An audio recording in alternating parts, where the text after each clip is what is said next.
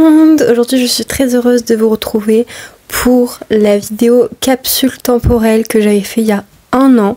J'avais fait cette vidéo parce que j'avais pas d'idée de vidéo et j'étais tombée sur la vidéo de Ben Never qui faisait une capsule temporelle avec Julien Granel. Donc aujourd'hui je me retrouve à devoir répondre à ces questions un an après. Bon là je triche un peu parce que la vidéo actuellement je la tourne pas un an après, mais à l'heure de sa sortie ça sera normalement un an après. Bref, j'ai pas regardé ma vidéo, donc je ne sais pas ce que j'ai répondu l'année dernière, donc ça va être totalement au feeling. Je vous mettrai peut-être les extraits où je réponds ou pas, je sais pas. Sinon, je vous mets la vidéo dans la description pour que vous alliez la voir si vous voulez comparer un peu mes réponses de cette année à l'année dernière. Je sais pas si je le ferai l'année prochaine, on verra. Je sais pas. Donc, sans plus attendre, c'est parti. On va répondre aux questions, voilà. Quelle est la chose pas importante à laquelle tu accordes de l'importance? Je vais répondre comme l'année dernière, mais je pense que c'est encore le regard des autres. Enfin je sais pas, genre en mode accorder de l'importance à ce que je renvoie aux autres de moi. Mais en vérité franchement je sais pas, je suis au doudou, j'accorde beaucoup d'importance aux peluches, voilà, c'est pas forcément primordial dans la vie, mais bon je sais pas, en vrai de vrai, je vous jure je sais pas. Je sais pas du tout. Mais genre vraiment je sais pas. Donc j'ai envie de dire je regarde des autres, mais en vrai je pense qu'il y a beaucoup plus de choses à laquelle j'accorde de l'importance qui n'ont pas d'importance. Mais à cas là je sais pas, j'ai pas fait un recentrement sur moi-même. C'était une question vachement compliquée quand même. Première chose déjà bateau, mais je pense le regard des autres en soi, j'accorde de l'importance alors que c'est pas important. Je pense que la réponse principale que je donnerais c'est mon style vestimentaire. J'accorde beaucoup d'importance à mon style vestimentaire, à comment je vais m'habiller tous les matins, alors qu'en soi, c'est pas important. Quelle est la chose dont tu es la plus fière? Bon ça je pense que ça va pas changer par rapport à l'année dernière parce qu'en vrai il y a qu'un an qui s'est écoulé. Donc vraiment je dirais toujours ma chaîne YouTube, enfin avoir lancé cette chaîne là. C'est vraiment la chose dont je suis la plus fière parce que j'ai pris du temps à le faire et même si j'ai pas une grande communauté etc j'aime quand même si je pourrais largement beaucoup plus améliorer mon contenu. Voilà, et sinon si je devais dire une deuxième chose en vrai c'est genre avoir travaillé cet été, enfin avoir fini par trouver un job et tout parce que quand même ça a pu faire que j'ai pu rapporter de l'argent et tout, que j'ai pu me surpasser moi-même en trouvant un job et tout ça, enfin voilà genre ça. Et je pense que c'est aussi avoir passé le code, même si j'ai pas passé le permis encore parce que j'ai tellement pas de temps dans mon emploi du temps pour passer le permis. Je sais pas trop quand je vais le faire, mais en tout cas j'ai passé le code et en vrai c'est un truc que je faisais, que je repoussais et tout, enfin voilà. Donc actuellement je dirais vraiment avoir passé le code, même si j'ai pas passé le permis, mais voilà c'est déjà bien. Et aussi je pense avoir surmonté ma peur du dentiste parce que c'est vrai que normalement le dentiste c'est ma phobie et en fait j'ai dû y retourner il y a 2 ans et ça s'est mal passé, mais je sentais que j'étais guérie de cette peur et quand j'y suis retournée là cette année j'étais trop forte, j'ai trop géré, j'ai pas pleuré et tout et j'étais super fière de moi d'être allée au dentiste et tout. Donc je pense qu'il y a ça aussi parce que vraiment c'est ma phobie numéro 1 et de l'avoir surmonté, genre surmonter une phobie c'est quand même quelque chose. Je suis désolée vraiment, je sais pas ce qu'elle fait là-bas, donc je suis très très fière pour ça, voilà. Tout de suite ce qui me vient en tête c'est quand même YouTube, genre m'être lancée sur YouTube, que ça soit sur mon ancienne chaîne avant ou celle-là de maintenant. Je pense que c'est la chose dont je suis la plus fière parce que ça demande beaucoup de courage, en tout cas moi ça m'a demandé beaucoup de courage de me lancer sur YouTube. Quel est le plus grand défi perso qui t'attend cette année? Je pense vraiment que c'est actuellement, c'est-à-dire vivre en appartement avec mon copain, donc vivre pas chez mes parents. Donc je pense que c'est un grand défi. Le après études, parce que là j'ai fini ma licence, je vais pas faire de master, je vais faire un service civique avec une école. Donc c'est ça, pour moi c'est genre cette année, en gros c'est cette année. Genre le plus grand défi perso qui m'attend de cette année c'est cette année. En mode voilà, comment je vais gérer la vie seule, machin, passer le permis aussi ça serait bien, enfin tout ça quoi. Genre tout, un peu les trucs d'adulte, genre voilà. C'est une bonne question. Vraiment bonne question. Je pense valider mon année c'est débile, mais on est déjà fin 2023, donc je pense que mon plus gros truc perso est déjà passé en fait. Je sais pas. I don't know. Quelle est ta vision de l'amour ? Donc pareil, je pense que je vais répondre comme l'année dernière parce que ça n'a pas changé. Pour moi, ce qui est le plus important, c'est l'amour de soi-même. Donc c'est pas genre tu peux pas aimer les autres sans t'aimer toi-même, mais pour avoir, on va dire, une bonne relation, je trouve qu'il faut s'aimer soi-même quand même. Mais c'est pas obligatoire parce que les autres peuvent t'apporter l'amour que tu manques à toi-même. Mais je trouve qu'il faut quand même avoir une base solide parce que les autres peuvent aussi te blesser. Voilà. Mais en gros, pour moi, l'amour, déjà, il n'y a pas de toxicité. Genre, il y a pas de. Tu dois pas te sentir mal. Pour moi, genre, aimer. Genre, on dit, ouais, l'amour, ça fait souffrir. L'amour, ça doit faire souffrir. Ou ce genre de choses. Non. Genre, justement, pour moi, l'amour, ça doit t'élever, ça doit te pousser vers le haut et pas te descendre et te faire mal. Genre si t'es avec quelqu'un et que ça te met plus mal que ça te rend heureuse, ça te fait plus pleurer de tristesse que ça fait plus pleurer de joie, c'est qu'il y a un problème. Genre pour moi, tu dois pas être heureuse constamment, mais tu vois que ça doit t'élever. Genre la relation dans laquelle tu es, que ça soit genre famille, amis, amour, toi-même, dans tous les cas, tu dois à un moment ou à un autre t'élever. Même s'il peut y avoir des moments genre de down, faut que ces moments de down justement puissent t'élever toi-même et pas te descendre, en mode pas te rabaisser toi-même, genre que les moments de down ne te rabaissent pas, que tu perdes pas l'estime que t'as en toi, que au contraire ces moments nuls, un peu chiants, t'élèves toi-même, genre que ça t'apporte un peu plus d'estime de toi-même, parce que moi je suis désolée mais tous les moments que j'ai eu en couple qui étaient pas ouf, ça m'a élevée. Genre ça m'a pas descendu, ça m'a pas rabaissé, ça m'a élevé. Alors que par exemple, vous voyez quand j'étais dans mon amitié, vous avez parlé, la rupture amicale, etc. Ce moment de down m'a rabaissé. Vous voyez ce que je veux dire ? Donc pour moi, faut qu'il y ait des moments de down, mais que ça t'élève. Et que du coup, en gros, c'est le partage, c'est la confiance, c'est t'élever toi-même. Bon, après tu vas t'aimer toi-même, ça va t'aider vraiment à aimer les autres, à savoir comment bien les traiter en fait, parce que si vraiment tu te détestes, tu vas pas savoir comment bien traiter quelqu'un d'autre. Enfin, en tout cas c'est ma vision, enfin c'est voilà. Cette question, sachant que amour ça veut dire plein de choses en même temps, waouh, je pense que ça serait... J'ai envie de regrouper l'amour en petites catégories parce qu'il y a l'amour amitié, l'amour famille, l'amour amoureux, genre amoureux.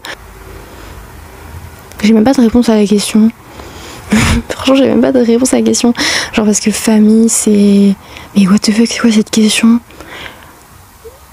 Je pense qu'en fait, je sais pas, genre, pour moi on cherche trop l'amour.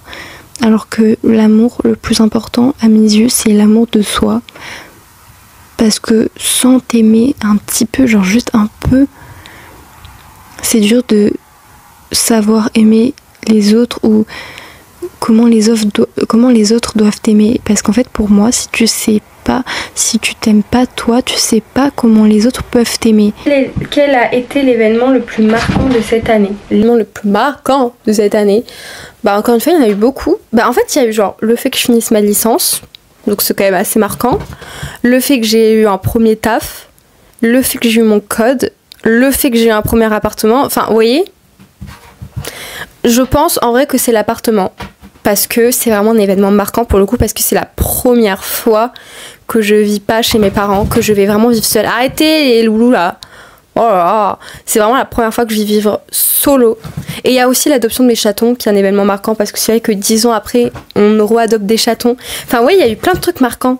Donc je dirais en first vraiment l'appart parce que c'est vraiment pour moi c'est genre vraiment perso pour le coup, genre c'est vraiment genre je vais vivre pas chez mes parents. J'ai mon petit chez moi et tout. Donc je pense en first. Après il y a l'adoption des chatons parce que 10 ans après adopter des chats c'est quand même quelque chose. Et après il y a tout le reste. Voilà. J'ai pas vécu une année de folie, enfin, genre il s'est pas passé des trucs extravagants, j'ai l'impression. Genre, je sais que 2022, je sais, je pourrais dire 1 milliard de choses marquantes qui sont passées. Genre vraiment, je pourrais vous déballer des pages et des pages d'événements marquants, genre que ce soit rupture amicale, rupture dans mon être à moi. Mais là... pense juste événement marquant, genre avoir trouvé un job, je pense, parce que c'est la première fois que ça m'est arrivé cette année. Donc peut-être c'est l'événement le plus marquant. Parce que là, je vous jure que quand je pense événement marquant, il n'y a rien qui me vient en tête. Quelle sera la couleur Vogue de 2025 du coup Je sais tarpin pas ce que j'avais répondu et ça m'intrigue. Il n'y a jamais une couleur qui surpasse, j'ai l'impression. Enfin, pour moi, c'est genre par saison, par exemple, en ce moment, c'est un peu le bordeaux rouge chelou là qui est en vogue, j'ai l'impression. Mais genre, vous voyez, c'est par saison. Donc, il n'y a pas genre pour moi une couleur de l'année. Genre là, si vous me dites c'était quoi la couleur en vogue de 2024, les gars, je sais même pas. Genre, dites-moi si vous savez c'était quoi la couleur en vogue de 2024, mais je n'en sais strictement rien. Pour moi, il n'y a pas eu de couleur en vogue. Enfin, vraiment, non, je vous jure, il n'y a pas eu. Donc, je sais pas. Je sais pas. Franchement, je sais pas. Le gris, j'ai envie de dire le gris. Ça se trouve, ça va être la couleur Vogue. C'est trop triste que ça soit le gris. Mais en tout cas, pour moi, ça sera le gris. Vous savez quoi? Voilà. Sinon, je fais pour moi. Mais pour moi, il n'y a pas de couleur Vogue. Donc, je sais pas. On va dire le gris. Je sais que Julien Granel a répondu multicolore. Ce qui est une réponse un peu trop facile quand même. Mais pourquoi pas? Moi, je pense que ça va être... J'ai envie de dire aussi les couleurs flashy en fait. Genre je sais pas pourquoi, je me fie à mon instinct. Genre vraiment la première couleur qui me vient comme ça c'est le rose fuchsia. Genre je sais pas, genre j'ai l'impression que ça va être des couleurs très flash. Ouais. Que ferais-tu si tu n'avais pas peur? En vrai je me dis à chaque fois que j'ai peur de quelque chose finalement j'arrive à surpasser cette peur. Genre par exemple pas faire de master, en vrai c'est une peur.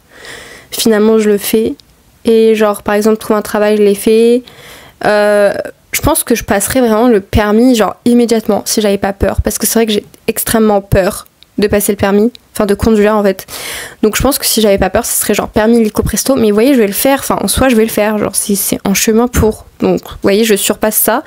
Si j'avais pas peur, la question d'avant ça serait être sur TikTok et mettre mes vidéos sur TikTok, mais j'ai peur parce que TikTok m'a détruit la vie, comme j'avais fait une vidéo dessus, donc j'ai pas du tout envie de réinstaller cette application et TikTok me fait peur de manière générale. Donc si j'avais pas peur, je mettrais mes vidéos sur TikTok. Voilà, c'est ça que j'avais trouvé à dire. Bref, donc voilà, mais je sais pas, je pense que je me montrerais plus, enfin je serais plus extravertie en tout cas, enfin en mode genre par exemple j'ai eu un stage cet été pour mon école de théâtre. C'est la première fois que j'étais vraiment moi-même avec des gens en mode genre des gens que je connaissais pas. En mode direct, j'étais moi-même et ces gens-là, ils m'ont aimée pour ce que je suis réellement parce que du coup après on s'est tous très bien entendus etc.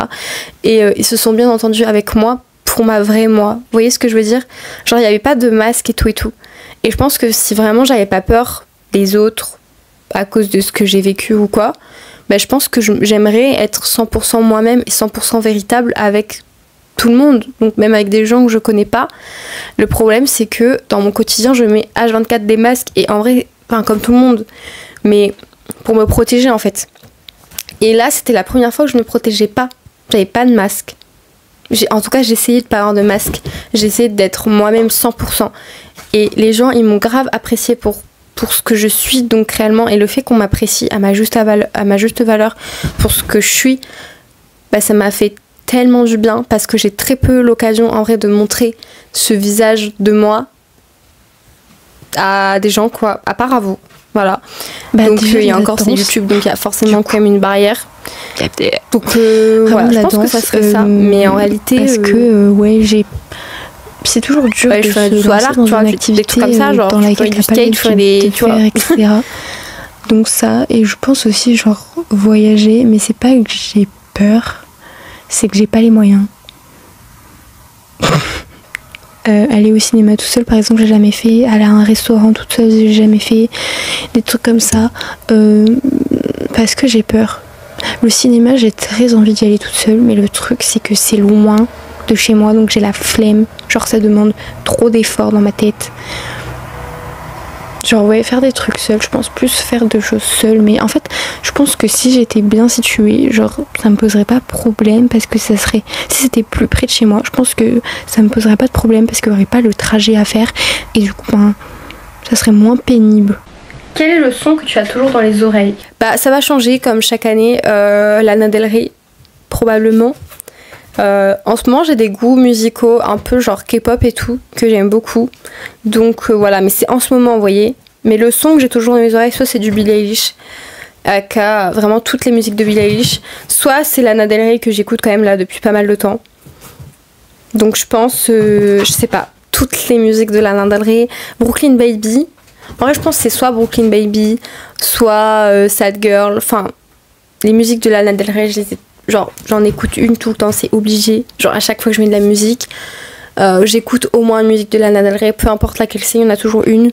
Donc il n'y a pas genre une musique, mais voilà, genre c'est les musiques de Lana Del Rey. Vraiment, qui dépend des périodes forcément. Donc en ce moment même, c'est les musiques de Lana Del Rey. Est-ce qu'il y en a une en particulier? En vrai non, vraiment toutes les musiques de Lana Del Rey, genre je les ai tout le temps dans mes oreilles. Je crois qu'il n'y en a pas une qui ressort plus que les autres. Genre vraiment je les écoute toutes. Genre je sais que quand je sors, vous pouvez être sûr à 95% que j'ai du Lana Del Rey dans mes oreilles en ce moment. Après vraiment ça dépend des périodes parce que tout le temps ça change. Là je sens que je suis en train de revenir à une période Olivia Rodrigo puisqu'elle a sorti un nouvel album que j'aime beaucoup. Ton plus grand échec de l'année passée? Franchement j'ai envie de me la péter de me dire que j'ai pas eu d'échec. Hein. Parce que pour de vrai, bah sinon je dirais genre pas avoir su, enfin il y a encore genre avoir un peu genre avoir break-up avec des potes. Mais je considère même pas ça comme un échec parce que c'était pour le bien de tous. Donc franchement, je sais pas.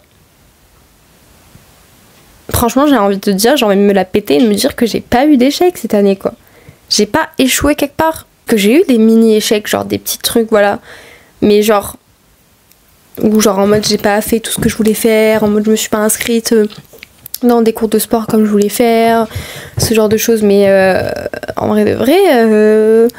genre c'est des mini trucs genre grand échec genre parce que c'est vraiment ton plus grand échec voilà pour moi il n'y a pas d'un échec de cette année j'ai pas l'impression d'en avoir non plus genre c'est trop bizarre parce qu'en fait j'ai l'impression que juste 2023 c'était plat genre il n'y a pas eu de trucs comme ça c'était juste comme ça vous voyez genre c'était neutre basique normal genre donc truc que j'ai regretté cette année ou quoi, ou genre j'ai échoué, j'ai l'impression d'avoir échoué nulle part. Qui seras-tu dans un an? Donc dans un an, j'aurai potentiellement fini l'école, fini le service civique. Ça fera un an que j'habite... Mais qu'est-ce qu'ils sont fous je sais ce que j'avais répondu parce que je l'ai écouté la dernière fois et ça me brise le cœur. Parce que non, j'ai pas de lapin, je suis pas une maman lapin, je suis une maman que dalle. Mais par contre oui j'ai un appartement. Donc qui je serai? Bah j'espère que je serai moi-même, comme j'avais dit un peu plus améliorée, mais que je serai moi-même en peut-être plus épanouie, en mode je sais pas, genre le fait d'avoir un appartement, d'être inscrite à mon école, d'avoir fait un service civique, genre moi-même en mode plus indépendante, plus adulte, vous voyez ce que je veux dire? Genre peut-être j'ai le permis. Donc je pense que je serai quelqu'un qui sera beaucoup plus indépendant, beaucoup plus en tout cas beaucoup plus adulte, voire carrément même on pourrait presque me considérer comme adulte, enfin tu vois genre en mode je me gère, genre j'ai mes sous, j'ai peut-être ma voiture, enfin pas ma voiture mais genre j'ai le permis, j'ai mon chez moi, enfin ce genre de choses, donc plus adulte.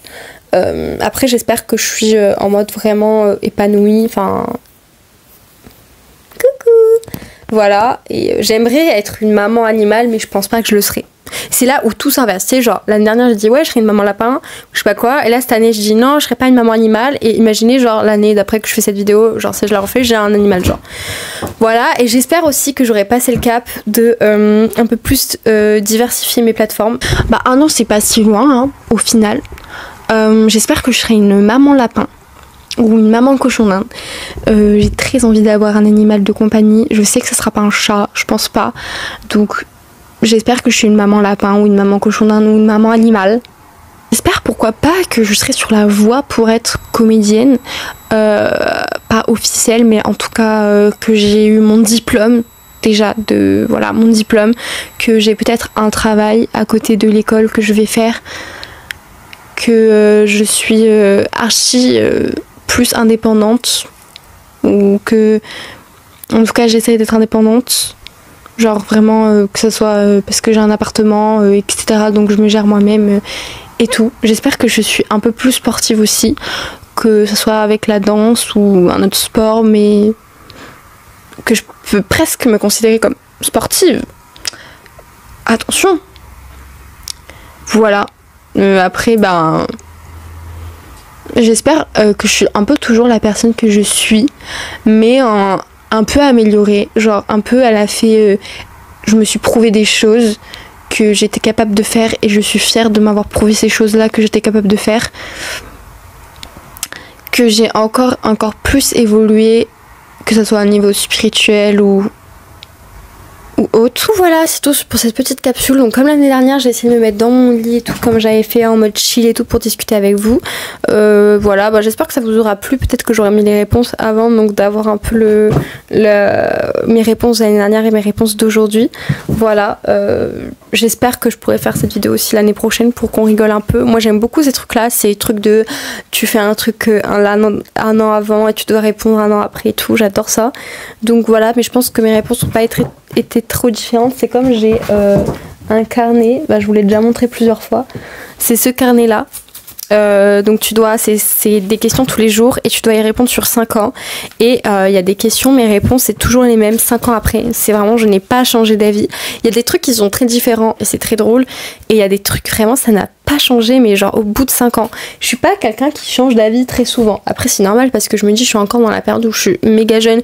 Genre je pense que dans la période de tes 20 à 40 ans par exemple, tu peux changer d'avis sur énormément de choses parce que c'est une période, enfin vous voyez ce que je veux dire, genre ça commence à être la vie d'adulte, etc. Alors que par exemple une période de 10 à 20 ans, pour moi tu changes pas tant parce que tu restes jeune et tu découvres en fait la vie, genre c'est tes premières années, genre 20 ans c'est vraiment encore les premières années, donc tu peux pas avoir trop d'avis tranchés sur des trucs, genre tu découvres des choses. Mais quand tu deviens un peu plus vieux, donc quand tu as plus d'expérience de la vie, forcément tu vas pas avoir le même avis sur un truc que tu avais quand tu avais 10 ans et là quand tu as 30 ans, tu vois.